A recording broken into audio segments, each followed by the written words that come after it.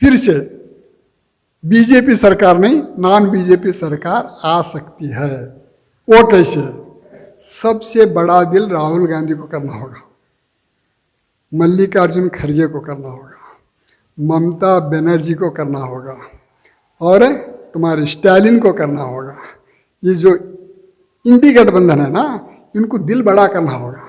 दिल बड़ा करके एक कांधे को नीतीश कुमार को और एक कांधे को तुम्हारे चंद्रबाबू नायडू को, और सिर पर देवेगौड़ा को डालो। लोकसभा इंतखाबात के नताइज, हजरत अब्दुल करीम हाशिम पीर देसाई की बातें सच साबित हो रही हैं। इलेक्शन रिजल्ट्स के एक दिन कबल जुनूबी हिंद न्यूज से बात करते हुए अब्दुल करीम हाशिम पीर देसाई ने कहा था कि बीजेपी को 236 सीटें मिलेंगी, बीजेपी इख्तिदार के करीब पहुंचेगी, लेकिन बीजेपी के लिए हुकूमत बनाना काफ़ी मुश्किल और कठिन मरहला साबित होगा। देसाई साहब ने कहा कि कांग्रेस और इंडिया अलायंस के लीडर हिकमत अमली के साथ काम करें तो बीजेपी और मोदी को इख्तिदार से दूर रख सकते हैं, हुकूमत बनाने से रोक सकते हैं। जुनूबी हिंद न्यूज़ रिपोर्ट। जी, तो आप चाहे तो महाराष्ट्र मॉडल कर सकते हैं। महाराष्ट्र मॉडल ये है, जब बीजेपी और शिवसेना दोनों मिलकर गवर्नमेंट करने के लिए महाराष्ट्र में तैयार थे। ऐसे वक्त में मेरे साथ पाटिल जो हैं एनसीपी के हैं, वो मेरे जाने पहचाने। बात शरद पवार के जो स्टाफ जो है वो भी मेरा जाना पहचाना है। तो वहाँ कांग्रेस के तो एआईसी के बहुत सारे, जयप्रकाश चतुर्वेदी, पंकज सिंह, सब मेरे घर आते हैं, आपको पता है। तो उस वक्त मैं उनको कांग्रेस और एनसीपी को एक राय दिया था। वो राय सक्सेस हुई, बीजेपी गवर्नमेंट ने उद्धव ठाकरे सीएम बने। तो मैं उस वक्त क्या बोला, तो वो क्या बोले, बीजेपी से खतरनाक शिवसेना का। तो मैं बोला, जो खतरनाक होता है इसलिए होता है कि उसके साथ हम दुश्मनी करें तो खतरनाक होता है, उसके साथ दोस्ती करें तो खतरनाक कैसे होगा। तो उद्धव ठाकरे से कांग्रेस और एनसीपी दोस्ती करे तो वहाँ बीजेपी सरकार निकालने में कामयाब है। आज वही फार्मूला जो है देश में अगर अपनाए तो फिर से बीजेपी सरकार नहीं, नॉन बीजेपी सरकार आ सकती है। वो कैसे कहते तो देखो, आज नीतीश कुमार और तुम्हारा चंद्रबाबू नायडू, ये दो मेजर हैं। इनके साथ कई पार्टियां हैं, जैसे हमारा कुमार स्वामी हैं, ऐसे बहुत सारे पार्टियां हैं। ये बीजेपी के नहीं हैं, अलग है। तो आज इनको क्या है, जिस तरह एक एमपी भी अगर चुन का आया, तो एक वक्त था मैं शरद यादव के साथ मेरी टगफ ही थी। मैं बहुत सारे लीडरों के साथ बहस करता हूँ तो झगड़ा हो जाता है। शरद यादव जेडीयू के नीतीश कुमार को छोड़ कर आते हैं, छोड़ कर आने के बाद अकेले पड़ते हैं। उनको मैं बोला, तुम अकेले रहे तो पुराने में तुम्हें पीएम बनाऊंगा।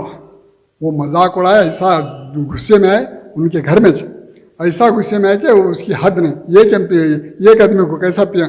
देखो साहब, आप एक आदमी नहीं, आप पूरे नॉन बीजेपी और नॉन कांग्रेस के जब पीएम बने देवेगौड़ा, तो आप जो है जनता दल के राष्ट्रीय अध्यक्ष थे। देवेगौड़ा को पीएम आप बनाए, गुजराल को आप पीएम बनाए, लल्लू प्रसाद यादव को सीएम बनाए, नीतीश कुमार को सीएम बनाए, ऐसा कई लोगों को सीएम बनाए आप। देवेगौड़ा को सीएम भी बनाए, उसके बाद जेएच पटेल को भी सीएम बनाए। तो तुम्हारा पूरा देश जानता है, तो तमाम तुम्हारे साथ खड़ सकते हैं। तो वो खड़ने वाले थे, लेकिन हालात साजगार नहीं आए। ये बात पूरी करना है। तो आज जो है सबसे बड़ा दिल राहुल गांधी को करना होगा, मल्लिकार्जुन खड़गे को करना होगा, ममता बनर्जी को करना होगा, और तुम्हारे स्टालिन को करना होगा। ये जो इंडी गठबंधन है ना, इनको दिल बड़ा करना होगा। दिल बड़ा करके एक कांधे को नीतीश कुमार को और एक कांधे को तुम्हारे चंद्रबाबू नायडू को, और सिर पर देवेगौड़ा को बैठा लो, सर पर देवेगौड़ा को बैठा लो। तो क्योंकि वो माजी प्रधानी है, उनका नेटवर्क है। कुमार स्वामी का नेटवर्क नहीं है, देवेगौड़ा का नेटवर्क पूरे देश में है। तो इनको सिर पर बैठा लेकर इनको क्या करो, फिर से देवेगौड़ा को पीएम बना डालो, कौन भी अपोज नहीं करेंगे अपना, वो बैठे जगह रहने। लेकिन मैं कहा कि नीतीश कुमार और चंद्रबाबू नायडू को इस तरफ ले, लेकिन ये पहले से ही अलायंस कर चुके हैं, इलेक्शन से पहले का अलायंस है। अगर ये छोड़कर जाते हैं तो कहीं ना कहीं अवाम के खिलाफ ये फैसला होगा, अवाम के खिलाफ हुकूमत बनेगी। आज की हालत में सिवाय अब्दुल करीम के पूरे अवाम के खिलाफ ही चाहिए। ये बात आप नहीं मानते? नहीं, यहाँ मैं वही तो बता रहा हूँ ना, सिवाय अब्दुल करीम के पूरे अवाम के खिलाफ हैं। अगर अवाम के खिलाफ तुम नहीं होते तो भिखारी की तरह वोट नहीं मांगते थे। क्यों वोट मांगते हो आप नेताओं को? 5 साल तुम जब कौम की खिदमत करे हैं तो तुम्हें वोट मांगने की जरूरत कहाँ पड़ रही है? नंबर 1, वोट मांग रहे हैं, गलती कर रहे हैं। नंबर 2, होटल्स के घर गुजारे, दूसरी गलती कर रहे हैं। होटल को रिश्वत दे रहे हैं, तीसरी गलती कर रहे हैं। अब नंबर 4 क्या आएगा? तो फलां को वोट देकर बोल रही हैं। कौन बोला? जब तुम्हें बोल रही तो हमें तुम ना रिवर्स बोले, मान रही तुम्हें। जब तुम्हें नहीं मानते तो हम ना की मना रहे हैं। ये 4थी गलती। 5वीं गलती, तुम्हें वोट किसे डाल रहे कर पूछ रहे हैं।